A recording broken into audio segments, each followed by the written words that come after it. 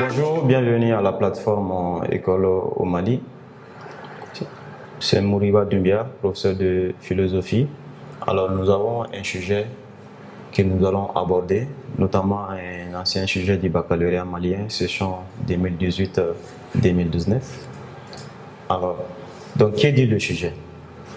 On dit le travail réunit de plus en plus les hommes de plusieurs nationalités. Le travail peut-il favoriser la paix dans le monde? Point d'interrogation. À l'entame de l'introduction, nous allons présenter d'abord les éléments nécessaires de l'introduction. Alors, au préalable, nous avons dit, c'est-à-dire nous avons fait l'entrée en jeu du sujet, parce que le contexte du sujet nous renvoie à la mondialisation, c'est-à-dire au processus de la mondialisation, puisque, alors, on a parlé du travail comme un facteur qui peut réunir de plus en plus les hommes de plusieurs nationalités. Donc, ça veut dire que le travail est devenu maintenant un facteur de nature à réunir tous les hommes se trouvant dans d'autres pays ou encore dans d'autres continents. Donc, ce qui nous renvoie nécessairement au processus de la mondialisation. Donc, on a fait l'entrée en matière du sujet, puisqu'on a dit le présent sujet qui fait l'objet de notre réflexion évoque relativement le processus de la mondialisation par le facteur du travail. Voilà.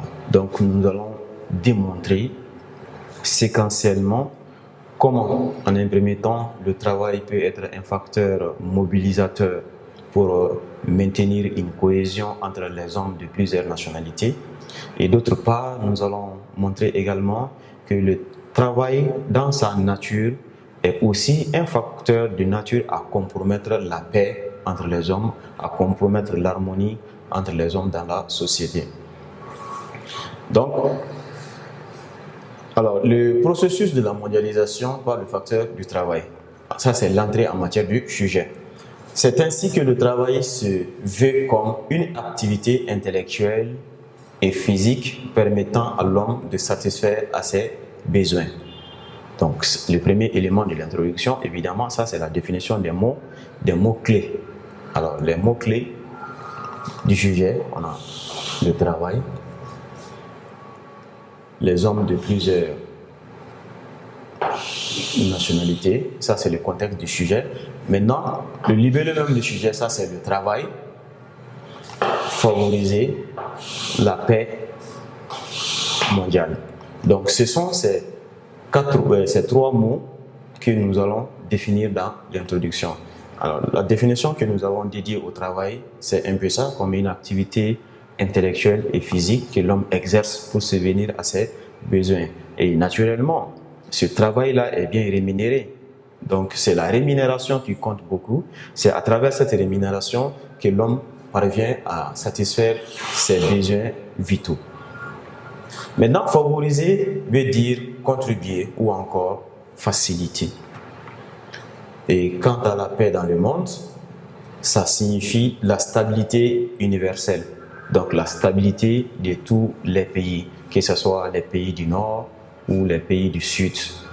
Donc si la stabilité y est dans ces pays-là, donc on peut parler d'une dimension universelle de la paix.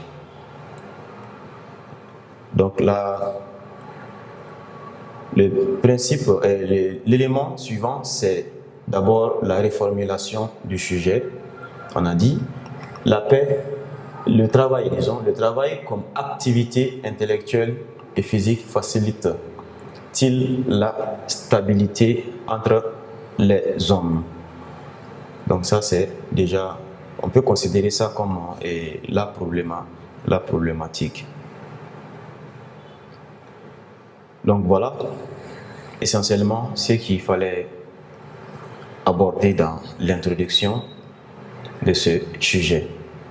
Donc, après la reformulation du sujet, je récapitule la reformulation. Ici, on a dit le travail comme activité intellectuelle et physique facilite-t-il la stabilité entre les hommes. Donc, ça, c'est la reformulation du sujet. On a reformulé le sujet à l'aide des mots définis dans l'introduction. Et nous avons en dernière partie la problématique qui dit: le travail contribue-t-il toujours l'entente et la cohésion dans le monde? Le travail contribue-t-il toujours l'entente et la cohésion dans le monde? Donc, la problématique va nous orienter dans un développement où nous allons répondre convenablement à cette question qui est posée en deux volets.